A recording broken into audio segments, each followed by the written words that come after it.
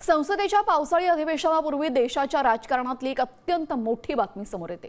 मतदारसंघाच्या पुनर्रचना घटना दुरुस्ती विधेयकात देशातील लोकसभेच्या जागा 50% वाढवण्याचा निर्णय झाला तर शरद पवारांची राष्ट्रवादी या विधेयकाला पाठिंबा देणार अशी माहिती सुप्रिया सुळे यांनी दिल्याचं समजतंय।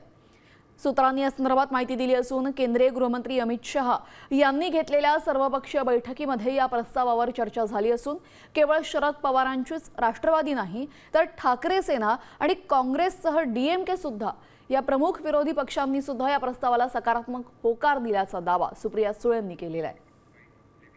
मला तरी वाटत नाही की पृथ्वीराज बाबांना आमच्यापैकी कोणी भेटलंय, पण अर्थातच ते या राज्याचे ज्येष्ठ नेते, त्यांच्या कानावर काही गोष्ट आली असेल तर माझी नैतिक जबाबदारी आहे की मी त्यांना फोन केला पाहिजे आणि विचारलं पाहिजे की काय झालं आहे। आणि आमचे 6 खासदार जे एक तर आमच्या पक्षात कोणी नाराज नाही आणि आम्ही एक कुटुंब म्हणून राहतो, त्याच्यामुळे घराच्या बाहेर जाऊन एक तर कोणी नाराज नाही आणि असला तरी तो बाहेर जाऊन बोलणार।